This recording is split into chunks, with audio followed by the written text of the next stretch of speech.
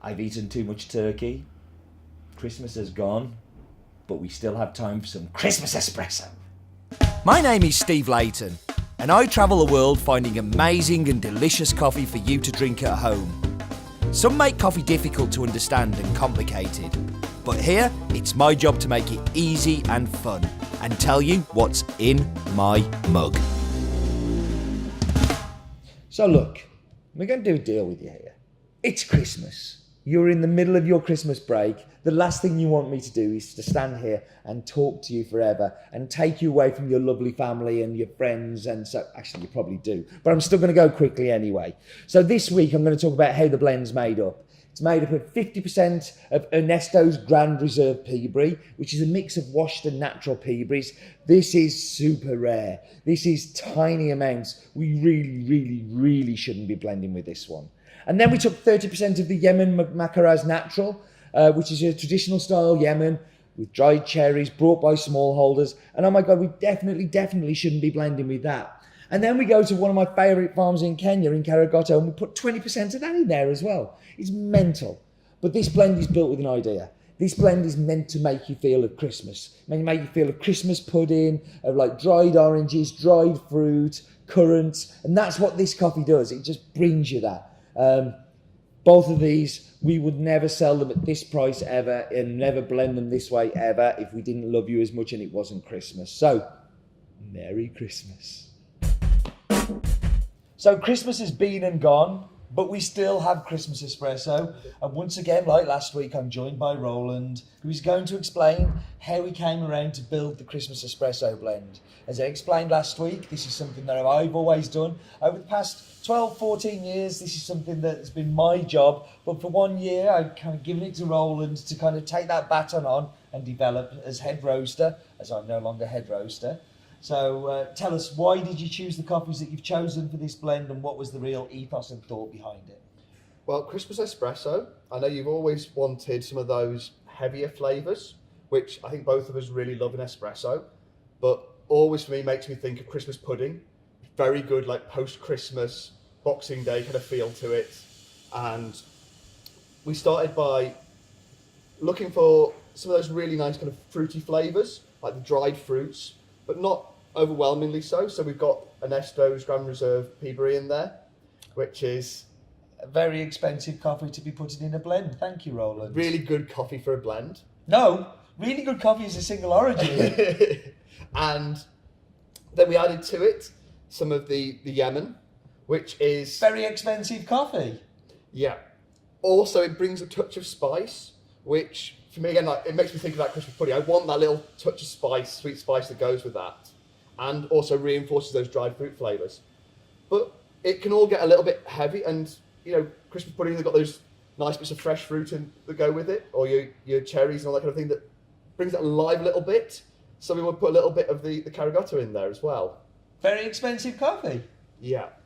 So I am Joe Blogs in Cambridge, and I don't have an espresso machine, and I'm an In My Mug subscriber, and you've sent me an espresso blend. What am I going to do with it, Roland? Drink it. Put it into your cafetiere, put it into your Chemex. It is delicious coffee, whichever way you cut it. It certainly is, and it will give you that same experience of those dried fruits and heavy syrupy kind of sweetness and things like that. Well, thank you for joining me, Roland. Happy New Year. Are we going to do a top 10 this year? I think we better. I think we better now have mentioned it, haven't we? Yeah. Yeah, coming up in the Look new out for year, that. you can listen into Stephen Rowland's top 10 coffees of the year. It will be a video feast for your eyes. But yeah, we'll get that together. That was very spontaneous. Thank you, Roland. Thank you, Steve. Right here. So it's Christmas time, and I tend to not like to give you recipes on how to brew your espresso, but this being a Christmas espresso blend, and it being the time of giving, I am going to give you my recipe for this one. And it's a very simple recipe. I put 18 grams of coffee into the basket. I'm looking for 40 grams total yield from that basket. We're talking doubles here, by the way. And then I'm looking for an extraction time of around about 30 to 32 seconds. Now, that is quite a long extraction time. I'm really not seeing anything come through for the first 15 seconds of pulling this, and then I'm starting to see the yield come out. That's because I want it to be fairly intense. I want to extract lots out of that coffee. You can tell by 40 grams out in 30 to 32 seconds. It's a fairly tight shot for that kind of time.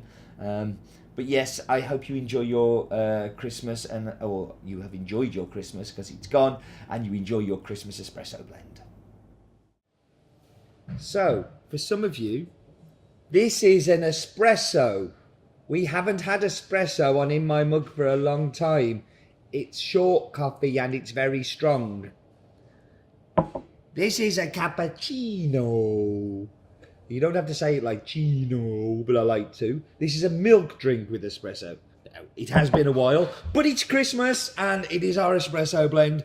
And it's something I always look forward to because we have a very clear brief, as Roland was saying earlier, of this has to taste like Christmas.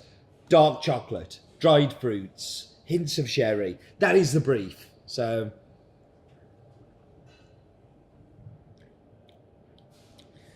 the brief is hit with a little bit of sweet spice on the finish as well. That's just an extra bonus, really, isn't it? But this does make me feel incredibly Christmassy. And I do miss espresso. We should do more espressos than In My Mug.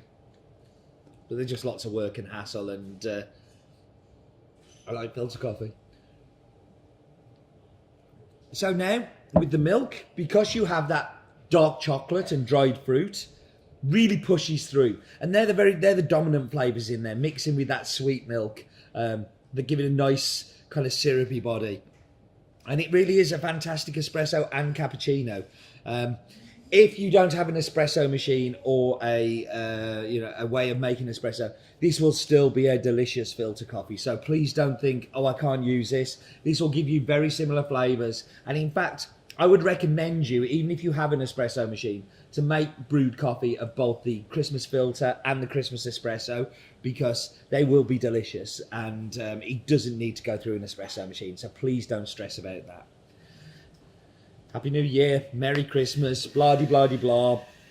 May all of your wishes come true, and your wish seems to be now for this to finish. So do remember, life is too short for bad coffee.